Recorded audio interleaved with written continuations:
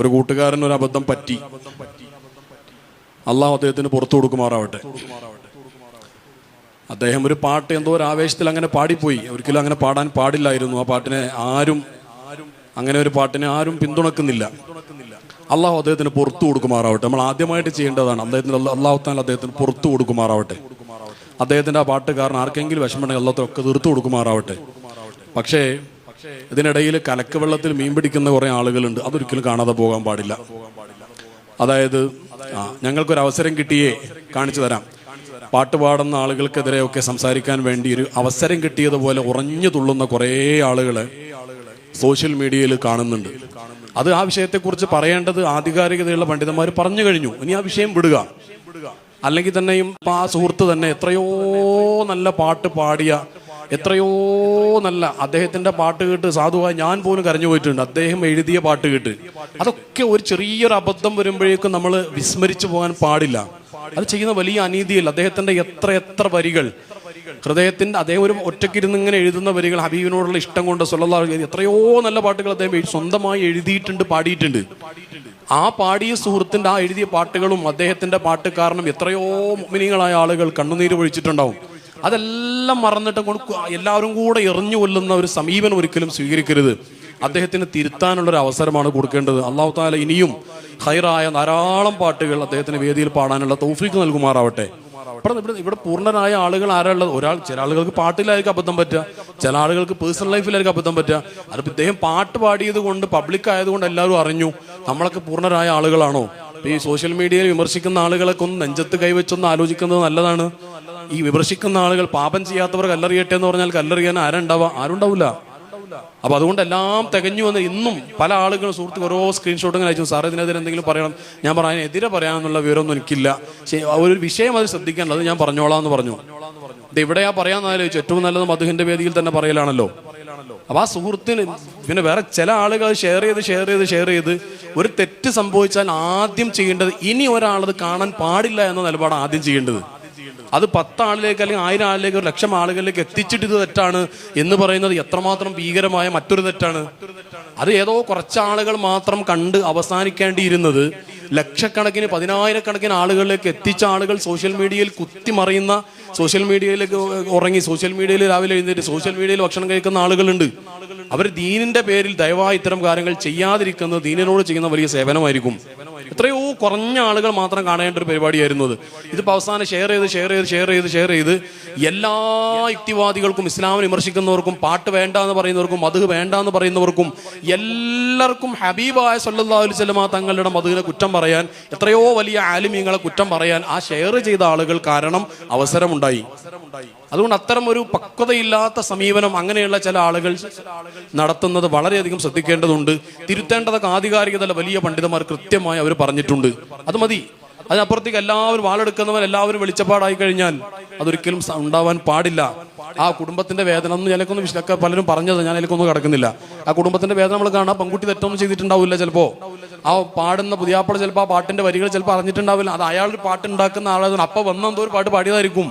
അതിനിങ്ങനെ ഒരു bilingual message ഉണ്ട്, ഒരു ദ്വയാർത്ഥം ഉണ്ട് എന്നുള്ളത് ഒരുപക്ഷെ എന്തൊക്കെയാണ് അദ്ദേഹം ഉദ്ദേശിച്ചത് ഒന്നും നമുക്കറിയില്ല. എന്തായാലും ഇപ്പൊ നമ്മളൊക്കെ ചിന്തിച്ചതുപോലെ നെഗറ്റീവായ എന്തോ ഒരു അർത്ഥമാണെങ്കിൽ ആ പാട്ട് എന്തായാലും മൈക്കിലൂടെ അദ്ദേഹം പാടില്ല എന്ന് ഉറപ്പാണ്. അപ്പൊ അദ്ദേഹം എന്തോ നല്ല ഹൈറായ വേറെന്തോ ഒരു മെസ്സേജാണ് ഉദ്ദേശിച്ചിട്ടുള്ളത്. അദ്ദേഹം വേറെന്തോ ഒരു കൗതുകകരമായ ഒരു മെസ്സേജ് ആയിരിക്കും ഉദ്ദേശിച്ചിട്ടുണ്ടാവുക. ഒരു കാര്യം കേൾക്കുമ്പോൾ ഹൈറ് ചിന്തിക്കല്ലേ വേണ്ടത്. വേഗം അതിലെ ഷെറ് ചിന്തിച്ചിട്ട് അങ്ങനെയാണ് ഇങ്ങനെയാണ് എന്ന് പറയുന്നതിന് പകരം അതിലൊരു ഹൈറ് ചിന്തിച്ചിട്ട് ആ രീതിയിൽ അദ്ദേഹത്തെ വ്യാഖ്യാനിക്കാനല്ലേ നമ്മൾ ശ്രമിക്കേണ്ടത്. അതിന് പകരം ആദ്യം തന്നെ ഇതെന്തായാലും പ്രശ്നം തന്നെയാണ്, അതെന്തായാലും ഭയങ്കര മുഷ്കിലാണ് എന്ന് പറഞ്ഞിട്ട് പാടിയ സാധുവിനെ ഒറ്റപ്പെടുത്താനും അയാളെ എല്ലാ അർത്ഥത്തിലും നമ്മൾ മാറ്റി അങ്ങനെയൊന്നും പറയേണ്ടതില്ല. അദ്ദേഹത്തിന് തെറ്റുണ്ടെങ്കിൽ അദ്ദേഹത്തെ ഏറ്റവും പ്രിയപ്പെട്ട ഒരാൾ വിളിച്ചിട്ട് അത് പേഴ്സണലായിട്ട് അത് തിരുത്തി കൊടുക്കുക. അങ്ങനെയുള്ളൊരു സമീപനം നമ്മുടെ ഭാഗത്തുനിന്ന് ഉണ്ടാവണം. ഇതിൻ്റെ ഇടയിൽ പല ആളുകളും സോഷ്യൽ മീഡിയയിൽ മാദിഹീങ്ങൾക്കെതിരെ മൊത്തത്തിൽ മാദിഹി എന്ന് പറഞ്ഞാൽ ആരാണ് എന്നതൊക്കെ വലിയ ചർച്ചയാണ്. ഇപ്പൊ മാദിഹുർ റസൂൽ എന്ന് പറഞ്ഞ് നമ്മൾ പറയുന്ന ആളാണ് സ്വദഖത്തുല്ലാഹിൽ ഖാഹിർ റളിയല്ലാഹു അൻഹു. ആ മാദിഹുർ റസൂലാണോ ഈ വേദിയിൽ പാട്ടിടുന്ന മാദിഹി? ഒരിക്കലും അല്ല. അതല്ല എന്ന് ഉറപ്പാണ്. അതെത്രയോ ഇൽമിന്റെ വലിയ മഹത്വമുള്ള വലിയ അള്ളാഹിന്റെ ഹബീബായ സ്വല്ലല്ലാഹു അലൈഹി വസല്ലം തങ്ങളെ കുറിച്ച് എത്രയോ വലിയ ഗഹനമായ വിഷയങ്ങൾ എഴുതിയ ആൾക്കാരാണ് മാദിഹ് എന്ന് യഥാർത്ഥത്തിൽ ഹഖീഖത്തൻ പറയുന്നത് അവർക്കാണ് എന്ന് പണ്ഡിതന്മാർ സാധാരണ പറയാറുണ്ട്. പിന്നെ വേദിയിൽ പാട്ട് പാടുന്ന അതും ഒരു മാദിഹാണ്. കേവലാർത്ഥത്തിലുള്ള റസൂലുള്ളാഹിന്റെ മദ്ഹ് പാടുന്ന അല്ലെങ്കിൽ പറയുന്നവർക്കും മാദിഹ് എന്ന് പറയും. പാടുന്നവർക്ക് മാത്രമല്ല, പറയുന്നവരും. അത് പ്രവാചകരാണെങ്കിൽ ചിലപ്പോൾ മാദിഹ് റസൂൽ പറയും, പറയുന്നവരാണെങ്കിൽ പാടുന്നവരാണെങ്കിലൊക്കെ മാദിഹ് റസൂൽ എന്ന് പറയും. അപ്പോ നമ്മളെപ്പോലുള്ള സാധുക്കൾക്കൊന്നും മാദിഹ് റസൂൽ പോയിട്ട് അതിന്റെ പോലും പറയാനുള്ള അർഹത നമുക്കാർക്കും ഇല്ല. അപ്പോ ഏതായാലും ഈ വിഷയത്തിൽ നമ്മൾ നന്നായിട്ട് ശ്രദ്ധിക്കുക. അപ്പൊ മാദിഹീങ്ങളെ ഒക്കെ എല്ലാത്തിലും ഒരു അടച്ചാക്ഷേപിക്കുന്ന ഒരു ശൈലി അതിൽ വരുന്നിട്ടുണ്ട്. അത് ശരിയല്ല, ശ്രദ്ധിക്കേണ്ടതാണ്. പിന്നെ മറ്റൊരു കാര്യം, ചില ആളുകൾക്ക് ശാന്തമായ പാട്ടായിരിക്കും ഇഷ്ടം, ചില ആളുകൾക്ക് കുടു പാട്ടായിരിക്കും ഇഷ്ടം. അപ്പൊ ഈ ശാന്തമായ പാട്ടിന്റെ ആൾക്കാർ മറ്റേ പാട്ട് മൊത്തം എതിർക്കണ്ട. അവൻ ബദർ പടപ്പാട്ട് മൊത്തം എതിർക്കേണ്ടി വരും. കാരണം സ്പീഡിൽ പാടുന്ന പാട്ടൊക്കെ തെറ്റാണെങ്കിൽ ബദർ ഖിസ്സ പാട്ടിൽ അങ്ങനെയുള്ള കുറെ മുറുക്കം മൊത്തം സ്പീഡാണ്. നമ്മൾ ബമ്പുറ്റ ഹംസ പോലും പാടാൻ പറ്റൂല. ഹംസ റളിയല്ലാഹുവിനെ കുറിച്ചുള്ള വലിയ വലിയ മഹാരഥന്മാർ എഴുതി വെച്ച പാട്ടുകളുണ്ട്. ആ പാട്ട് പാടുമ്പോ തന്നെ കിട്ടു വരിക, സംസാരിക സരിക എന്നൊക്കെ പറഞ്ഞ് പാടും. ഇതെന്ത് പാട്ടാണെന്ന് ചോദിക്കും. അത് അറിയാത്ത ആൾക്കാർ അവർ ചെയ്യേണ്ടത് ഇതിന്റെ അർത്ഥം എന്താണ് ഞങ്ങൾക്ക് മനസ്സിലായിട്ടില്ല എന്ന് പറയല. ഒരാളുടെ ഇഷ്ടമില്ലായ്മ ആ വിഷയം മൊത്തം തെറ്റാണ് എന്ന് പറയുന്നതിലേക്ക് എത്താൻ പാടില്ല. ഒന്ന്. പിന്നെ മാദിഹീങ്ങളായി അള്ളാന്റെ ഹബീബായ സ്വല്ലല്ലാഹു അലൈഹി വസല്ലം തങ്ങളുടെ വേദികളിൽ പാടുന്ന ആളുകൾ ശ്രദ്ധിക്കേണ്ട കുറെ കാര്യങ്ങളുണ്ട്. അതെല്ലാം കൂടി ഞാൻ ഇവിടെ പറയുന്നത് 1-2 കാര്യങ്ങൾ മാത്രം പ്രധാനപ്പെട്ടത് ഞാൻ പറയാം. അതെ, ഒന്ന് ഞാൻ പറഞ്ഞു, മാദിഹ് എന്നതിന് ഇപ്പൊ എത്രയോ കേരളത്തിൽ ജീവിച്ചിരിക്കുന്ന വലിയ പണ്ഡിതന്മാരൊക്കെ അള്ളാന്റെ ഹബീബിന്റെ പാട്ട് പാടുന്ന കുട്ടികളെ അടുത്ത് വിളിച്ചിരുത്തിയിട്ട് സ്നേഹത്തോടെ പൈസ കൊടുക്കുന്നതും സ്നേഹത്തോടെ പാട്ട് പാടിക്കുന്നതും ഹബീബിന്റെ മധു പാടുന്നവർക്ക് പ്രത്യേക പ്രോത്സാഹനം കൊടുക്കുന്നതും എത്രയോ ഞാൻ നേരിട്ട് നോക്കി കണ്ടിട്ടുണ്ട്. അതൊരു വലിയ കാരണം എന്താ, ആ കുട്ടികൾക്ക് വേറെ സിനിമ പാട്ട് പാടാനും പോകാമായിരുന്നു, ആ കുട്ടികൾ പോയില്ല. അത് അല്ലാഹു തആല ആ കുട്ടികളെ ഹബീബിന്റെ പാട്ട് മാത്രം പാടിയാൽ മതി, മ്യൂസിക് ഇല്ലാത്ത പാട്ട് മാത്രം പാടിയാൽ മതി എന്ന് പറഞ്ഞ് ഈ മേഖലയിൽ നിലനിർത്തിയതാ. ആ കുട്ടികളെ പ്രത്യേകം ചേർത്ത് പിടിക്കാൻ വേണ്ടത്. തിരുത്താനുണ്ടെങ്കിൽ സ്നേഹത്തോടെ തിരുത്തി കൊടുക്കുകയാണ് വേണ്ടത്. അള്ളാഹു അങ്ങനെയുള്ള നല്ല മനസ്സ് നമുക്ക് നൽകുമാറാവട്ടെ. 1-2 കാര്യങ്ങൾ ശ്രദ്ധയിൽപ്പെടുത്തുകയാണ്. അതെന്താന്ന് വെച്ച് കഴിഞ്ഞാൽ, ഒരിക്കലും ഈ പാട്ട് ഈ സ്ത്രീകളുടെ പെൺകുട്ടികളുടെ ഭാഗത്തുനിന്ന് ഞാനൊരു കൗൺസിലിംഗ് ചെയ്യുന്ന ഒരു സാധു ആയതുകൊണ്ട് ആ നിലക്കുള്ള കുറെ അനുഭവങ്ങൾ ഈ വിഷയത്തിലുണ്ട്. അതെന്താന്ന് വെച്ച് കഴിഞ്ഞാൽ, മാദിഹിലേക്ക് ഒരിക്കലും പോകരുത്, മംദൂഹിലേക്ക് പോകണം. എത്രയോ കേസ് എൻ്റെ അടുത്ത് വന്നിട്ടുണ്ട്. ചില പെൺകുട്ടികൾ മാദിഹിന്റെ നമ്പർ സംഘടിപ്പിച്ചിട്ട് മാദിഹിനെ മെസ്സേജ് അയക്കുക, നിങ്ങളെ പാട്ട് എനിക്ക് ഇഷ്ടമായി. പാട്ടിൽ പറഞ്ഞ റസൂലുള്ളാഹിനെ ഇഷ്ടമായി എന്നല്ല പറയുന്നത്, അങ്ങളെ എനിക്ക് ഇഷ്ടമായി, അങ്ങളാ പാട്ട് പാടിയത് കൊണ്ട് നിങ്ങളെ ഇഷ്ടമായി എന്ന് പറയുന്ന കുറെ പെൺകുട്ടികളുണ്ട്. അതിന് എനിക്ക് ഐ എം ഓൾസോ ഹാപ്പി എന്ന് തിരിച്ചു മെസ്സേജ് അയക്കുന്ന അങ്ങനെ പാട്ട് പാടുന്ന ചില കൂട്ടുകാരും ഉണ്ടായിട്ടുണ്ട്. അത് മാദിഹ്യങ്ങൾ പാട്ട് പാടുന്ന ആളുകൾ ശ്രദ്ധിക്കേണ്ടതാണ്. കാരണം എത്രയോ ആ നാട്ടിലുള്ള ദീനീ പ്രവർത്തനം നടത്തുന്ന സാധുക്കളായ മനുഷ്യന്മാര്, ആ കൂട്ടത്തിൽ അള്ളാന്റെ ഹബീബിനെ കണ്ടവരൊക്കെ ഉണ്ടാവും, ചിലപ്പോ സ്വല്ലല്ലാഹു അലൈഹി വസല്ലം പണ്ഡിതന്മാരുണ്ടാവും, സയ്യിദന്മാരുണ്ടാവും. അവരൊക്കെ വീടാന്തരൊക്കെ കയറി ഇറങ്ങി കുറേശ്ശെ പൈസ ഒക്കെ പിരിപ്പിച്ച് എങ്ങനെയൊക്കെയോ കഷ്ടപ്പെട്ട് തലേന്ന് 2-3 ദിവസം കഷ്ടപ്പെട്ട് വേദിയൊക്കെ കെട്ടിയുണ്ടാക്കി മൈക്ക് ഇതൊക്കെ ഏൽപ്പിച്ച് അതിനുള്ള പൈസ ഒക്കെ എങ്ങനെയൊക്കെയോ ഒപ്പിച്ചുണ്ടാക്കിയ ആ വേദിയിൽ ഗസ്റ്റായിട്ട് വന്ന് ഇരിക്കുമ്പോ തന്നെ ഉള്ളിലൊരു പെടയിൽ വരണം, പടച്ചോനെ ഇത്രയും ആൾക്കാർ ഇരിക്കുന്ന വേദിയിൽ ഇരിക്കാൻ ഞാൻ യോഗ്യനല്ലല്ലോ പടച്ചോനെ, പാട്ട് പാടാനുള്ള ചെറിയ കഴിവ് നീ തന്നതുകൊണ്ട് മാത്രം തൽക്കാലം ഞാൻ ഈ വേദിയിൽ ഇരിക്കുകയാണ് പടച്ചോനെ, അർഹത ഉണ്ടായിട്ടല്ലോ എന്നുള്ള ചിന്തയിലായിരിക്കണം ഓരോ പാട്ടും പാടേണ്ടത്. അവിടെ ഞാൻ വലിയ ആളായി എന്നുള്ള ചിന്ത, അല്ലെങ്കിൽ ഈ പെൺകുട്ടികൾ സ്ത്രീകൾ മെസ്സേജ് അയക്കുമ്പോഴത്തേക്കും അങ്ങോട്ട് തിരിച്ച് മെസ്സേജ് അയച്ച് അവർ തമ്മിൽ പ്രണയമാവാ. എൻ്റെ അടുത്ത് കേസ് വന്നിട്ടുണ്ട്, അതോടെ ഞാൻ പറയുന്നത്. അതെല്ലാം കൂടി പബ്ലിക് ഞാൻ പറയുന്നില്ല. അങ്ങനെ ഇത് ഇനി പറയാൻ വേറെ വേദിയില്ല. ഇത് ഗ്രൂപ്പിൽ പറഞ്ഞാൽ എങ്ങനെയാലും പുറത്താവും. അപ്പൊ അത് ആ മാന്യമായ ശൈലിയിൽ ഞാൻ പറയാണിത്. അങ്ങനെയുള്ള ഒരു അവസ്ഥ. കാരണം ഈ പാട്ട് പാടുന്ന ചെറിയ കുട്ടികളൊക്കെ, വലിയ പ്രായപൂർത്തി ചെറിയ കുട്ടികളൊക്കെ ഉണ്ടല്ലോ, 18-22 വയസ്സായ വലിയ പക്വതല്ല കുട്ടികളൊക്കെ ഉണ്ടല്ലോ പാട്ട് പാടുന്ന ആൺകുട്ടികൾ. അവർക്ക് ശ്രദ്ധിക്കട്ടെ എന്ന് വിചാരിച്ചിട്ടാണ് ഞാനിത് പറയുന്നത്. ഒരിക്കലും ഒരു കാരണവശാലും അങ്ങനെയുള്ള അവസ്ഥ അത് ഇന്നെ പോലെയുള്ള പ്രസംഗിക്കുന്ന ആളുകളാണെങ്കിലും സ്ത്രീകൾ ആ പ്രസംഗം കേട്ടിട്ട് നിങ്ങളെ ഇഷ്ടപ്പെട്ടു അല്ലെങ്കിൽ നിങ്ങളുടെ അങ്ങനെ നിങ്ങളീയത്തിലേക്ക് വരാൻ പാടില്ല. അത് അവിടെ അപകടം ചെയ്യും. അങ്ങനെ ഒരു മാദിഹിന്റെ നമ്പർ സംഘടിപ്പിക്കേണ്ടതില്ല, ഒരു മാദിഹമായിട്ട് ചാറ്റ് ചെയ്യേണ്ടതില്ല. ആ മാദിഹിന്റെ പാട്ടിൽ കേട്ട ഹബീബിനെ കുറിച്ച് സ്നേഹിക്കുക സല്ലല്ലാഹു അലൈഹി വസല്ലം. അങ്ങനെയുള്ള ഒരു അവസ്ഥ അത് പ്രത്യേകം നമ്മൾ ശ്രദ്ധിക്കേണ്ടതാണ്. പിന്നെ ചില പെൺകുട്ടികളൊക്കെ ഞാൻ തന്നെ ശ്രദ്ധിച്ചതാണ്, കേരളത്തിലൊക്കെ അറിയപ്പെട്ട ചില മാദിഹങ്ങളുടെ കല്യാണം നടക്കുന്ന സമയത്ത് അതും പോയി. കുറെ ആളുകളുടെ ചങ്ക് പൊട്ടിപ്പോയി. ഒരു മാദിഹിന്റെ കല്യാണം നടക്കുമ്പോൾ കുറെ പെൺകുട്ടികളുടെ ചങ്ക് പൊട്ടിപ്പോകുന്നതിനാ. അപ്പൊ ഇവര് മാദിഹിനെ സ്നേഹിച്ചിരുന്നു എന്നല്ല അതിന്റെ അർത്ഥം. അങ്ങനെയുള്ള തരങ്ങളിലേക്ക് നമ്മുടെ ഈ ബന്ധങ്ങളൊന്നും പോകാൻ പാടില്ല. അപ്പൊ ഒന്ന് ഞാൻ പറഞ്ഞു, വേദികളിലേക്ക് ഇരിക്കുന്ന സമയത്ത് ആ വേദിന്റെ താഴെ തന്നെ ഉണ്ടാവും കുറെ വലിയ വലിയ പണ്ഡിതന്മാർ ഇരിക്കുന്നുണ്ടാവും, സാധാത്തുക്കൾ ഉണ്ടാവും, പ്രായമുള്ള എത്രയോ 10-30 വർഷമായിട്ട് ആ നാട്ടിലെ ദീനിനും മഹലിനൊക്കെ പ്രവർത്തിക്കുന്ന സാധുക്കൾ ഉണ്ടാകും. അവരൊക്കെ ഉള്ള വേദിയിൽ ഇരിക്കുന്നത് അർഹത ഉണ്ടായിട്ടല്ല എന്നുള്ള ഉറച്ച ബോധ്യത്തോടു കൂടി ആയിരിക്കണം ഇരിക്കേണ്ടത്. നമ്പർ 1. ഇനി രണ്ടാമത്തെ കാര്യം എന്താ വെച്ച് കഴിഞ്ഞാൽ, ഇപ്പൊ ചില ആളുകളൊക്കെ ഇപ്പോൾ ഒരു മാധ്യ ഇപ്പൊ ചില പരിപാടി ആകുമ്പോൾ 2, 3, 4 ഒക്കെ മാധ്യങ്ങളുണ്ടാവും. ഒരു മാധ്യ റസൂലുള്ളാഹിന്റെ വഫാത്തിനെ കുറിച്ചോ ഹബീബായ സ്വല്ലല്ലാഹു അലൈഹി വസല്ലമയുടെ പ്രണയത്തെക്കുറിച്ച് കരയേണ്ട പാട്ട് ഇങ്ങനെ പാടും, അപ്പുറത്ത് വേറെ മാധ്യം ചിരിക്കുന്നുണ്ടാവും. ഇത് അദബുകേടാണത്. കാരണം ആ പാട്ട് കേട്ടിട്ട് ചിലപ്പോൾ സദസ്സിലുള്ള ഏതോ ആൾക്കാർ കരയുന്നുണ്ടാവും. അവരാ പാട്ടിൽ ഇങ്ങനെ ലയിച്ച് അപ്പൊ ആ കരച്ചിലും കാട്ടി വേദിയിലേക്ക് നോക്കുമ്പോൾ ഇപ്പുറത്തൊരാൾ ചിരിക്കുന്നത് കാണുന്നത് അത് ഭയങ്കര അദബുകേടാണ്. അങ്ങനെ സംഭവിക്കാൻ പാടില്ല. ഒരുപക്ഷെ ഈ മാധ്യ 112ാമത്തെ തവണ ആയിരിക്കും ആ പാട്ട് കേൾക്കുന്നുണ്ടാവുക, ഇതേ ആളുടെ കൂടെ ഇരുന്നിട്ട് ഒരേ വേദിയിൽ. എന്നാൽ പോലും ഓരോ തവണ കേൾക്കുമ്പോഴും ആ മഹബത്ത് കൂടല്ലേ വേണ്ടത്. അത് ഞാൻ കുറെ കേട്ടതാണെന്നല്ലോ, കുറെ കേട്ടിട്ടുണ്ട് അൽഹംദുലില്ലാഹ്, അപ്പൊ അർത്ഥം ശരിക്കും അറിയാം, ഒന്നുകൂടെ ലയിക്കട്ടെ എന്നല്ലേ പറയേണ്ടത്. അപ്പൊ വേദികളിൽ മാധ്യമങ്ങൾ ഇരിക്കുന്ന സമയത്ത് ഒരിക്കലും അവിടെ ഫോൺ ഇന്റർനെറ്റ് ഓഫ് ആക്കിയിട്ടല്ലാതെ ഇരിക്കാൻ പാടില്ല. ഇനി എന്തെങ്കിലും പ്രത്യേക പാട്ടിന്റെ ലിറിക്സ് അയച്ചു കൊടുക്കാനോ അങ്ങനെ എന്തെങ്കിലും പ്രത്യേകമായ അർജൻസി ഉണ്ടെങ്കിൽ അത് നോക്കുക എന്നല്ലാതെ ഫോൺ വേദിയിലേക്ക് കയറി കഴിഞ്ഞാൽ പിന്നെ അവിടെ നോക്കാൻ പാടില്ല. പാട്ട് മാധ്യമങ്ങൾ പാട്ട് പാടാൻ വേണ്ടി ചിലപ്പോൾ നോക്കേണ്ടി വരും, ലിറിക്സ് എടുക്കാൻ വേണ്ടി നോക്കേണ്ടി വരും, അങ്ങനെ എന്തെങ്കിലും കാര്യങ്ങൾക്ക് നോക്കേണ്ടി വരും. അവിടെ സോഷ്യൽ മീഡിയ വാട്സപ്പോ അല്ലെങ്കിൽ വേറെ എന്തെങ്കിലും ഇൻസ്റ്റാഗ്രാമോ ഒരു റിപ്ലൈ ഒരു മെസ്സേജ് ഒന്നും അതിനെ നോക്കാൻ പാടില്ല. ഹബീബിന്റെ മജ്‌ലിസ് അത് ഇതിന് വിരുദ്ധമായിട്ട് എത്രയോ വേദികളിൽ കാണുന്നുണ്ട്. അതുകൊണ്ടാണ് ഞാനിതിങ്ങനെ പറയുന്നത്. അപ്പൊ അങ്ങനെയുള്ള കാര്യങ്ങൾ പ്രത്യേകം ശ്രദ്ധ വരണം. അതേപോലെ തന്നെ ജീവിതം ശുദ്ധീകരിക്കാൻ വേണ്ടി പ്രത്യേകം ശ്രദ്ധിക്കണം. അത് ഞാൻ പറഞ്ഞു, ഓരോ വേദികളിൽ ഇങ്ങനെ പോയി വരുമ്പോഴും പടച്ചോനെ, ഞാൻ ഇന്ന് എത്രയോ ആൾക്കാരുടെ വേദിയിൽ പാടി, ഞാൻ തഹജ്ജുദ് നിസ്കരിക്കാത്ത ആളാണല്ലോ, റവാത്തിബ് സുന്നത്ത് ഇല്ലാത്ത ആളാണല്ലോ, പടച്ചോനെ നീ എന്നെ അള്ളാന്റെ അമീനെ മദ്ഹ് പാടാൻ വേണ്ടി തിരഞ്ഞെടുത്താൽ ഓരോ മാസം കഴിയുമ്പോഴും ശുദ്ധീകരണം ഇങ്ങനെ നടക്കണം, ഇല്ലാത്ത അപ്ഡേഷൻസ് ഇങ്ങനെ നടന്നുകൊണ്ടേ ഇരിക്കുന്ന ഒരു അവസ്ഥയിൽ വരണം. അത് മാധ്യമങ്ങളും പറയുന്നവരും സംഘാടകരും എല്ലാവരും പ്രത്യേകം ശ്രദ്ധിക്കേണ്ട ഒരു കാര്യമാണ്. പിന്നെ അതേപോലെ തന്നെ ഈ പുതിയ കാലത്ത് ട്രെൻഡായിട്ട് നമ്മൾ കാണുന്ന ഒരു കാര്യമാണ്, ഹിജാബ് നിഖാബ് ധരിച്ച കുറെ പെൺകുട്ടികൾ അവരവരുടെ ഭർത്താവിന്റെ കൂടെ അല്ലെങ്കിൽ ഭർത്താവിന്റെ കൂടെ അല്ലാതെ കുറെ വീഡിയോസ് സോഷ്യൽ മീഡിയയിൽ പോസ്റ്റ് ചെയ്യുന്നുണ്ട്. ഇവരുടെ രൂപം ഭാവം എല്ലാം അതിൽ കാണുന്നുണ്ട്, കണ്ണോട് ഇങ്ങനെ ആങ്ങി കാണിക്കുന്നുണ്ട്. അത് ഹലാലാവോ? അതിൽ ചില പണ്ഡിതന്മാരുടെ രൂപമുള്ള ഭർത്താക്കന്മാർ പോലും ഹിജാബി, പേരൊന്നും ഞാൻ പറഞ്ഞു, പേരിലും അല്ല ഇൻസ്റ്റാഗ്രാം ഐഡി ഉണ്ടെങ്കിൽ അത് അതിനെ കുറിച്ചാണെന്ന് പറയും. ഞാൻ ഉദാഹരണം പറയാം. ഹിജാബി എന്താണ് അതിലില്ലാത്തൊരു ഉദാഹരണം പറയട്ടെ. ഒരു പേര് അതിൽ കണ്ടിട്ടുണ്ട്, ആ പേര് ഞാൻ പറയുന്നില്ല. അപ്പൊ ഒരു വ്യക്തിക്കെതിരെയുള്ള ആരോപണമാണ്. അങ്ങനെ വ്യക്തിക്കെതിരെ അല്ലത് പറയുന്നത്. ഒരു ഹിജാബ് ഇട്ട പെണ്ണിന് ഇങ്ങനെ കുഴഞ്ഞിട്ട് ഇങ്ങനെ പാട്ടൊക്കെ ഇട്ടിട്ട് ഇങ്ങനെ സോഷ്യൽ മീഡിയയിൽ പോയി, അതാരാ അധികാരം തന്നത്? പറയുമ്പോ നമ്മളെല്ലാം പറയണ്ടേ? അത് കണ്ടിട്ട് അങ്ങനെയുള്ള ചില ആൾക്കാരുടെ പണ്ഡിത വേഷമുള്ള ഭർത്താക്കന്മാരും അതിനകത്ത് വന്നിട്ട് ഇങ്ങനെ ചെയ്യുന്നുണ്ട്. എന്നിട്ട് ഇങ്ങനെ റീൽസ് ഇടാൻ അതിങ്ങനെ വെച്ച് നടക്കുക. അതെങ്ങനെ ശരിയാവുക? അപ്പൊ അത് ശ്രദ്ധിക്കണ്ടേ? അപ്പൊ ഇങ്ങനെയുള്ള കുറെ കാര്യങ്ങൾ നമുക്ക് ശ്രദ്ധിക്കാനുണ്ട്. പിന്നെ പ്രത്യേകം ശ്രദ്ധിക്കേണ്ട കാര്യം ഞാൻ ആദ്യം പറഞ്ഞത്, ഇതിൽ പാപം ചെയ്യാത്തവര് ഒന്ന് ശ്രദ്ധിക്കുക. പാപം ചെയ്ത കുറെ ആൾക്കാരുണ്ടാവും. പാപം ചെയ്ത ആൾക്കാരെ ഒരാളെ മറ്റോന്റെ തെറ്റ് മാത്രം നോക്കി നടക്കുന്ന ഒരു അവസ്ഥ, അതുകൊണ്ടാണ് ഇതൊക്കെ ഉണ്ടാവുന്നത്.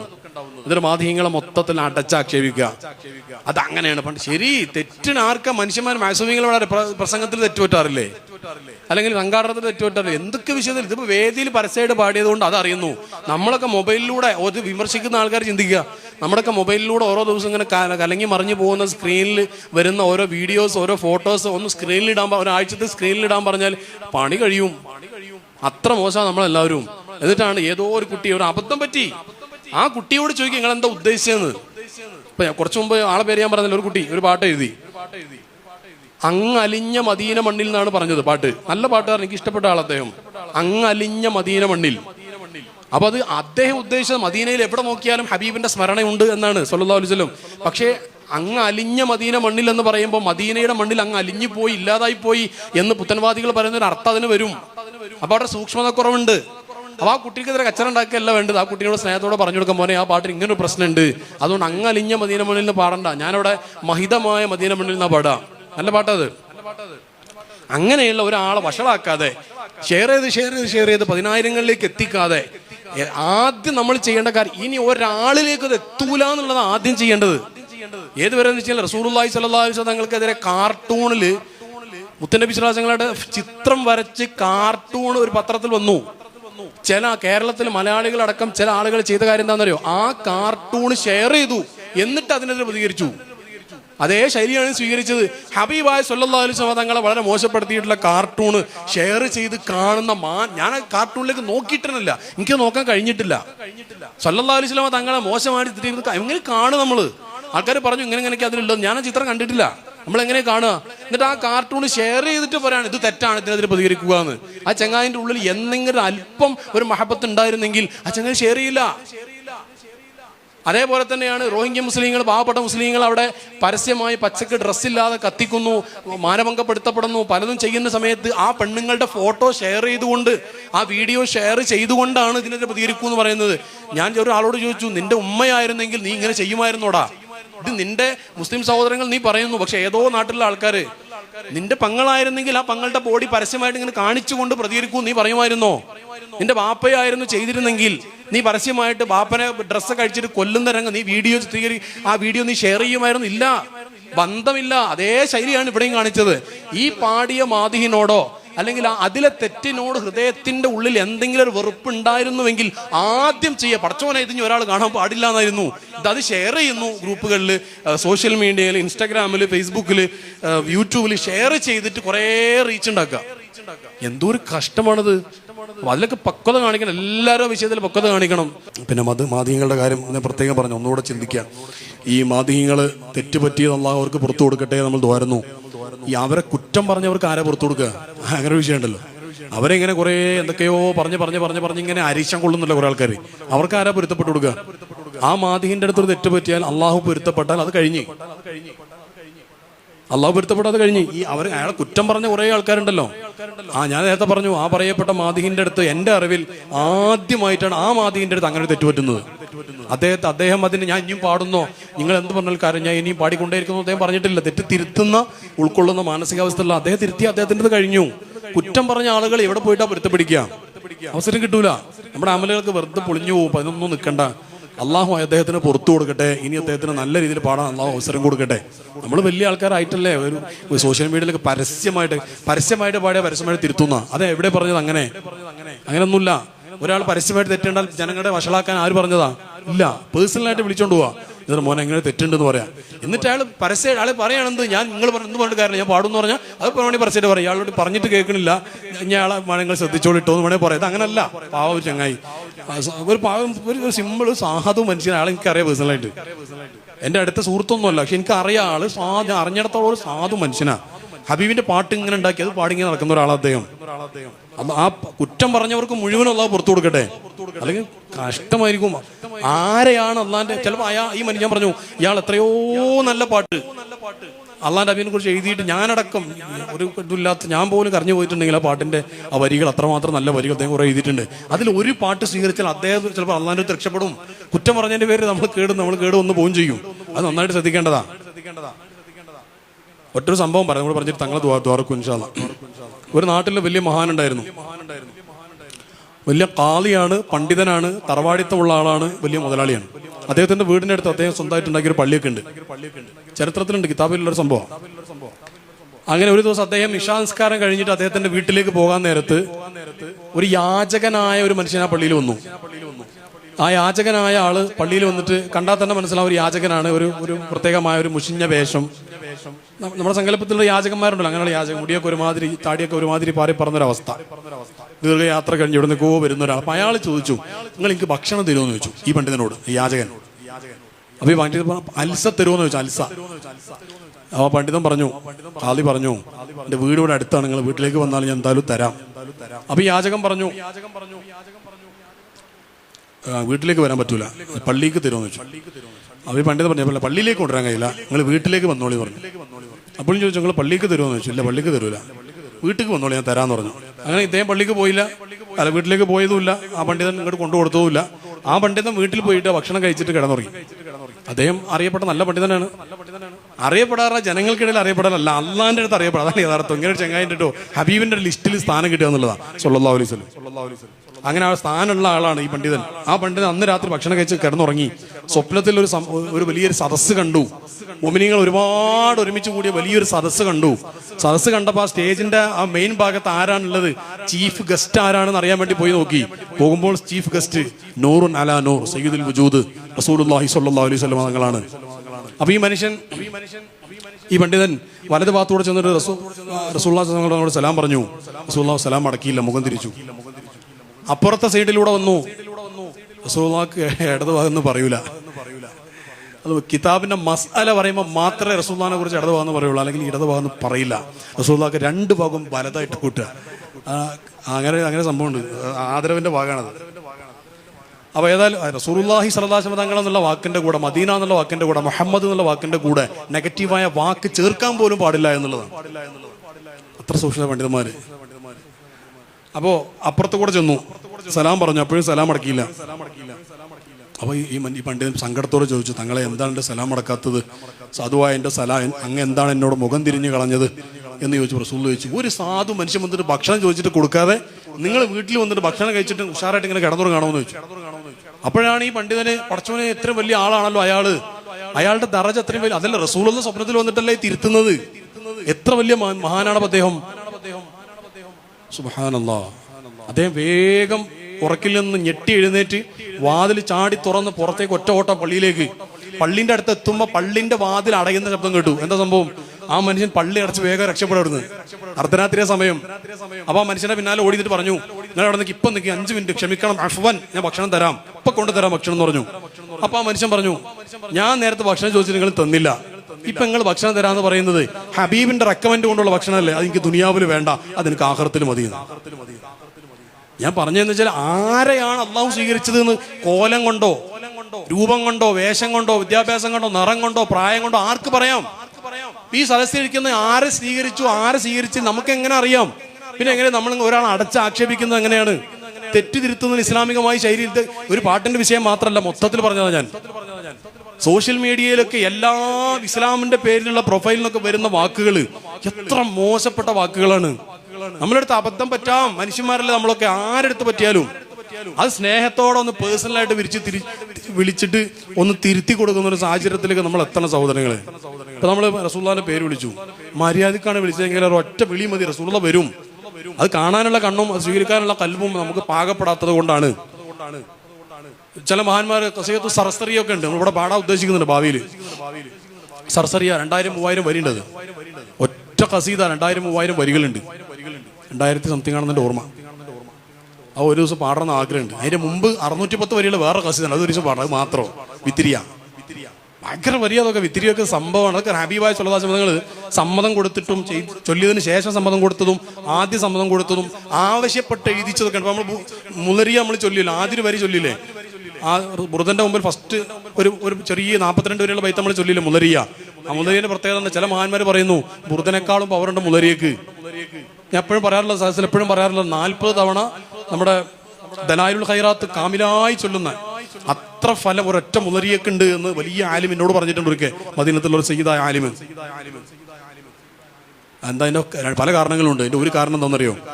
ബൂസൂരി ഇമാമിന് രോഗം മാറാൻ വേണ്ടി എഴുതിയതാണ്, ഹബീബ് സമ്മതം കൊടുത്തതാണ് ബുർദ. എന്നാൽ മുലരിയ റസൂലുള്ള ഇങ്ങോട്ട് ആവശ്യപ്പെട്ടിട്ട് ഈ ബൂസൂരി ഇമാം എഴുതി കൊടുത്ത വെറും പ്രേമം മാത്രമാണ് അതില്, മറ്റുള്ള പ്രേമല്ല എന്നല്ല, ഉണ്ട്. പക്ഷേ റസൂലുള്ള ഇങ്ങോട്ട് ആവശ്യപ്പെട്ട് എഴുതി കൊടുത്തതാണ്. അങ്ങനെ ഞാൻ പറഞ്ഞു വന്നത്, ശൈഖ് റിഫായി റളിയല്ലാഹു അൻഹു മദീനത്ത് പോയിട്ട് കുറേ വരികളൊന്നും പാടിയിട്ടില്ല, ആകെ 2 വരിയെ പാടിയിട്ടുള്ളൂ. വെറും 2 വരിയെ പാടിയിട്ടുള്ളൂ. സൗക്കോട് കൂടെ ആണെങ്കിൽ 2 വരി മതി. ആ 2 വരി പാടിയപ്പോൾ തന്നെ കൈ പുറത്തേക്ക് വന്നുന്നാ, അത് കിതാബുകളിൽ രേഖപ്പെട്ടിട്ടുണ്ട്. ആ കൈ പുറത്തേക്ക് വന്ന പാടെ ഗൗസുൽ ആലം മുഹ്യിദ്ദീൻ ശിഖർ റളിയല്ലാഹു ഉണ്ടായിരുന്നു. റസൂലുള്ളാഹിന്റെ ഉമ്മത്തിൽപ്പെട്ട് എത്രയോ 10,000 കോടിക്കണക്കിന് ആൾക്കാർ അവിടെ ചെന്നിട്ടുണ്ട്. കൈ പുറത്തേക്കിട്ട് സ്വീകരിച്ചത് ഒരൊറ്റ ആളെയാണ്, അത് ശൈഖ് റിഫായി ആണ് റളിയല്ലാഹു അൻഹു. ആ ഷൗക്കോട് കൂടെ പാടുമ്പോൾ കൈ വരും, ചിലപ്പോൾ എല്ലാം കൂടെ വരും. ആ മറ്റേ ഇമാമിന്റെ വിത്തിരി ഇമാമിന്റെ ചരിത്രങ്ങൾ കേട്ടിട്ടുണ്ട്, ബർഗഘട്ടിന്റെ ഉള്ളിൽ കയറിയിട്ട്. അപ്പൊ റസൂലുള്ള പറഞ്ഞെന്താ, വിത്തിരി ഇമാമ് മദീനത്തേക്ക് വന്നാൽ വേറെ ആരും വന്ന പോലല്ല, ഞാൻ ഇവിടുന്ന് എഴുന്നേറ്റ് വന്ന് സ്വീകരിക്കും, അത്ര ഇഷ്കന്റെ ആളാ മൂപ്പരുന്ന്, അതുകൊണ്ട് കടത്തി വിടരുത് എന്ന്. റസൂലുള്ളാഹിക്ക് പ്രിയപ്പെട്ട ഒരാൾ മദീനത്തേക്ക് വന്നപ്പോഴേ കടത്തി ഇങ്ങോട്ട് വിടണ്ട, അങ്ങോട്ട് കയറ്റാൻ പാടില്ല. കാരണം മൂപ്പർ ഇങ്ങോട്ട് വന്നാൽ ഞാൻ റസൂലുള്ളാഹ് പറയാണ്, ഞാൻ എന്ന് പറഞ്ഞ് നടക്കുന്ന ആളാ റസൂലുള്ളാഹ്. അങ്ങനെയൊക്കെയാണ് ഇവരുടെ ലോകം. ഞാൻ പറഞ്ഞു വന്നത്, നമ്മളൊന്ന് റെഡി ആണെന്നുണ്ടെങ്കിൽ ലോകത്ത് ഒരുപാട് കാഴ്ചകൾ, എത്രയോ ആൾക്കാരെയും പല ഫോട്ടോയും അതും നമ്മൾ കണ്ടില്ലേ. ഒന്ന് ഹബീബായ സ്വല്ലല്ലാഹു അലൈഹി വസല്ലം തങ്ങളൊന്ന് കാണാൻ ശ്രമിച്ചു നോക്കുക. ആത്മാർത്ഥമായി ശ്രമിച്ച പലരും കാണുന്നുണ്ട്. ഞാൻ കണ്ടു വിചാരിച്ചിട്ട് എന്തോ സംഭവം എന്ന് വിചാരിക്കും വേണ്ട, അതൊക്കെ ഒരു ചെറിയൊരു പരിഗണന മാത്രം, അത്ര കൂട്ടിയാൽ മതി. എന്നാലും ഇതൊരു ഭയങ്കര രസമാണ് ആ കാഴ്ച. ഞാൻ അത് വലിയ സംഭവം എന്നല്ലാറിട്ട് കാണാതൊക്കെ അല്ല വേണ്ടി, കണ്ടിട്ട് അങ്ങനെ പറയാൻ കഴിയണം. അവിടെ പോയിന്റ്. കാണാതെ കിട്ടാത്ത മുന്തിരി വിളിക്കും എന്ന് പറഞ്ഞ പോലെ കാണാത്ത ഒരാൾ അത് പിന്നെ ആ വലിയ സംഭവം എന്നല്ലാന്ന് പറയരുത്, കണ്ടണം, ഒരുപാട് കാണണം. അതുകൊണ്ടൊന്നും ഇപ്പൊ ഞാൻ നന്നായിട്ടില്ല എന്ന് കൂട്ടത്തിൽ പറയാനും കഴിയണം. യഖ്ലത്തിലും കാണണം, കണ്ണിയത്ത് ഉസ്താദിനോട് എപ്പോഴും പറയുന്നത്, കണ്ണിയത്ത് ഉസ്താദിനോട് ഒരാൾ വന്നിട്ട് തങ്ങളെ ഉസ്താദെ നിങ്ങൾ ഹബീബായ സ്വല്ലല്ലാഹു അലൈഹി വസല്ലം തങ്ങളെ കിനാവിൽ കാണാൻ വേണ്ടി ദ്വാരക്കണം എന്ന് പറഞ്ഞപ്പോൾ, സ്വപ്നം കാണാൻ വേണ്ടി ദ്വാരക്കാൻ ഉസ്താദ് ഇങ്ങനെ ചോദിച്ചു അത്രേ, ഈ സ്വപ്നത്തിലും കണ്ടില്ലേ? യക്ലത്തൻ സ്ഥിരമായി കാഴ്ച കാണുന്ന വലിയ വലിയ മഹത്തുക്കൾക്ക് മനാമിൽ ഒരാൾ കണ്ടിട്ടില്ല എന്ന് പറഞ്ഞാൽ അതൊക്കെ ഭയങ്കര വിഷമമുണ്ടാകുന്ന വർത്താനങ്ങളാണ്. അപ്പൊ നമ്മൾ അങ്ങനെ ഒന്ന് അടുത്തു, നമ്മൾക്ക് വെറുതെ ഇങ്ങനെ ചൊല്ലിയിട്ട് കാര്യമില്ലെന്നൊന്നും. വെറുതെ വെറുതാക്കണം എന്നല്ല, ഇപ്പോൾ ബുർദ ചൊല്ലുന്ന ആൾക്കാർ ഡയലി ഒരു ഫസലെങ്കിലും ചൊല്ലി നോക്കി, ജവാബ് അടക്കം ഒരു ഫസലെങ്കിലും ആണെങ്കിൽ ചൊല്ലി നോക്കി, നല്ല രസമാണതിന്. വേറെ ലക്ഷ്യങ്ങളൊന്നും ഉണ്ടായിരുന്നത്, എന്റെ ഹബീബിന്റെ ഉമ്മത്തിൽ ഞാൻ പെട്ടല്ലോ, അതിന്റെ നന്ദിന്റെ ഭാഗമായിട്ട് ചൊല്ലാണ്. അതുകൊണ്ട് ഊരവേദന കാലുവേദന വരുത്. ഒരാൾ ഊരവേദന മാറാൻ വേണ്ടിയിട്ട് ബുർദല്ലിയാൽ അയാള് ഊരനോടുള്ള സ്നേഹം കൊണ്ടാ ബുർദല്ലിന്, റസൂലിനോടുള്ള സ്നേഹം കൊണ്ടല്ല, അയാളെ ഊരനോടുള്ള സ്നേഹം കൊണ്ട്. ഒരാൾ കാലുവേദന മാറാനാ ചൊല്ലുന്നതെങ്കിൽ കാലിനോടുള്ള സ്നേഹം കൊണ്ട്. മോളെ പ്രസവം റെഡിയാവാൻ വേണ്ടിയിട്ടാണെങ്കിൽ മോളോടുള്ള സ്നേഹം കൊണ്ട് ആ ബുർദ, അത് ഹബീബിനോടുള്ള സ്നേഹം ആയിട്ടില്ല. സംഭവം കാലുവേദന ഊരവേദന മാറും, സുഖപ്രസവം നടന്നതൊക്കെ വരാം. പക്ഷെ ഞാൻ എന്നെ സ്നേഹിച്ചിട്ടല്ല അത് ചെയ്യുന്നത്, പിന്നെ രോഗം മാറാൻ ഞാൻ ബുർദല്ലുന്നു. ഇപ്പൊ എന്താ സംഭവം? ബുർദയിൽ രോഗം മാറൂല എന്നല്ല, ഞാൻ എന്നെ സ്നേഹിച്ചിട്ടാ ചെല്ലിയത്, ഹബീബിനെ സ്നേഹിച്ചിട്ടായിട്ടില്ല. അതെങ്ങനെയാവാ? അങ്ങനെ ചൊല്ലുമ്പോഴാണ് ഹബീബ് വരിക. ചില ആൾക്കാർ കുറെ ബുർദല്ലിട്ടുണ്ട്, അല്ല കുറെ സ്വലാത്തല്ലി, എന്തിനാ സ്വലാത്തല്ലി? രോഗം മാറാൻ, ജോലി ശരിയാവാൻ, സ്ഥലം വിറ്റുപോകാൻ, വീടുണ്ടാവാൻ വേണ്ടി, അതിനെല്ലാം സ്വലാത്തല്ലി. അത് നടന്നിട്ടുണ്ടാവും. ഹബീബിന് കിട്ടാൻ വേണ്ടി ചൊല്ലി സ്വലാത്ത് എവിടെ? അതുണ്ടെങ്കിൽ ക്വാളിറ്റിയിൽ, വേറെ ഒരു പണി അതിൻ്റെ ഇടയിൽ ചെയ്യാൻ പാടില്ല. അത് ക്വാളിറ്റിയിൽ ഹബീബിനുള്ളത് അൺഡിവൈഡഡ് അറ്റൻഷൻ ആയിരിക്കണം. അവിടെ വേറെ ഒന്നും ഉണ്ടാവരുത്. ഹബീബി എന്ന് പറഞ്ഞ സ്വല്ലല്ലാഹു അലൈഹി വസല്ലം പറഞ്ഞാൽ തന്നെ വാപ്പാനേക്കാളും ഉമ്മാനേക്കാളും മക്കളെക്കാളും ഭാര്യയെക്കാളും മറ്റെല്ലാവരെക്കാളും നമുക്ക് സ്നേഹമാകുന്നവർ ഈമാനായിട്ടില്ല എന്നല്ലേ നമ്മൾ കേട്ടത് പഠിച്ചത്. അപ്പോൾ ആ ഒരു ലെവലിലേക്ക് നമുക്ക് എത്തണം. നമ്മളെ സാധനം ഞാൻ എപ്പോഴും ആഗ്രഹിക്കുന്നത്, ഈ സാധനം ദുനിയാവിൻ്റെ കാര്യം ദ്വാരക്കാൻ ആരും പറയാതിരിക്കട്ടെ എന്നിങ്ങനെ ആഗ്രഹിക്കുക. അതേസമയം ദുനിയാവിൻ്റെ കാര്യങ്ങൾ നടന്നോട്ടെ, പറയാതെ നടന്നോട്ടെ, അതിന് കുഴപ്പമില്ല. ഇപ്പൊ ഓൺലൈനിൽ ഇങ്ങനെ കാണുന്ന ആൾക്കാർ അതിലിങ്ങനെ കാലുവേദന മാറാൻ, ഊരവേദന മാറാൻ, പിന്നെ വേറെ വേദന ഉണ്ടാവുക, ഷോൾഡർ പെയിൻ മാറാൻ, ബാക്ക് പെയിൻ മാറാൻ, അങ്ങനെ ദ്വാരക്കാൻ പറയുന്നുണ്ടാവും. ഞാൻ അവരെ കുറ്റം പറയല്ല, കുറ്റം പറയാൻ പാടില്ല, എനിക്ക് കുറ്റം കിട്ടും. അതൊക്കെ മാറിയിട്ട് അഹങ്കാരം മാറാൻ, ഹസദ് മാറാൻ, ഖലബ് മാറാൻ, ശഹ്വത്ത് പോവാൻ, റിയാ, ഉജ്ബ്, ഹിർസ്, പിന്നെ അങ്ങനെയുള്ള കാര്യങ്ങളൊക്കെ മാറിക്കിട്ടാൻ വേണ്ടി, നിഫാഖ് മാറിക്കിട്ടാൻ വേണ്ടി, അതിനു വേണ്ടിയാവണം നമ്മുടെ കാര്യങ്ങളൊക്കെ. അതാണ് ഏറ്റവും പ്രധാനപ്പെട്ട രോഗങ്ങൾ. ഇപ്പൊ ചൈനയിൽ ഇപ്പൊ തുടങ്ങി ആൾക്കാർ ബേജാറാവാൻ തുടങ്ങി. ബേജാർ കമ്മിറ്റിന്റെ അഖിലേന്ത്യാ മീറ്റിംഗ് കൂടിയോ സംശയമുണ്ട്. ചൈനയിൽ എന്തോ ഒരു സാധനം ഉണ്ട്. പക്ഷേ അങ്ങനെ ഇന്നൊരാൾ വീഡിയോ ചൈനയിലുള്ളൊരു സുഹൃത്ത് വീഡിയോ അയച്ചെന്ന്, ഞാൻ നിൽക്കുന്ന ചൈനയിലൊരു കുഴപ്പമില്ല, ഇനി വേറെ ചൈനയിലുണ്ടോന്ന് അറിയില്ല, അതായത് ചൈന വിശാലമായ രാജ്യമാണ്, വേറെ ഏതോ ഭാഗത്ത് പ്രശ്നം ഉണ്ടോന്ന് അറിയില്ല എന്നൊക്കെ പറഞ്ഞിട്ട് ഇനി നോക്കിയോ, ഇതെങ്ങനെ കൊറോണ വന്നപ്പോൾ ഉണ്ടായതാ. കൊറോണ വന്നപ്പോൾ കുറെ ആൾക്കാർ പേടിച്ച് ബേജാറായി